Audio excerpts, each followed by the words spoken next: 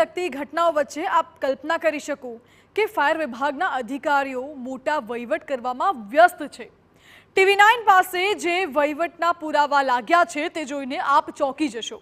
Fire વિભાગના આ અધિકારીને જુઓ, નામ છે VR સોલંકી। તેઓ ફાયર ઓફિસર તરીકે ફરજ બજાવે છે। આ અધિકારીની ઓડિયો ક્લિપ હાથ લાગી, જેમાં તેઓ પરમિશન આપવાનું સેટિંગ કરી રહ્યા છે। તેઓ એક વર્ષમાં 150 થી 200 કરોડ રૂપિયા કમાવાની વાતો કરે છે। આ ઓડિયો ક્લિપ ઇશારો કરે છે કે અધિકારીઓ કેવું મિલ બાટકે ખાવાનું ષડયંત્ર ચલાવી રહ્યા છે। સવાલ એ છે કે કોણ આ વહીવટમાં સામેલ છે?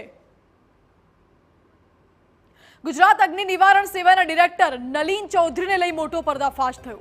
સરકારી પગારે કાર્યરત આ અધિકારીના નામે ચાલી રહી છે પોતાની પ્રાઇવેટ કંપની। જી હા, ફાયર વિભાગના ડિરેક્ટર નલિન ચૌધરી કંપનીના સત્તાવાર માલિક છે। પત્ની કવિતા નલિન ચૌધરી પણ પ્રાઇવેટ કંપનીમાં ડિરેક્ટર પદે હોવાની વાત સામે આવી। જો કે નિયમ મુજબ તો સરકારી કર્મચારી કે અધિકારી ક્યારેય પોતાનો બિઝનેસ કરી ના શકે। ત્યારે સવાલ એ છે કે કયા રાજનેતાના કે સરકારના અધિકારીના 4 હાથ છે? નલિન ચૌધરીની નિમણૂકમાં પણ મોટી ગેરરીતિ થઈ હોવાની આશંકા છે।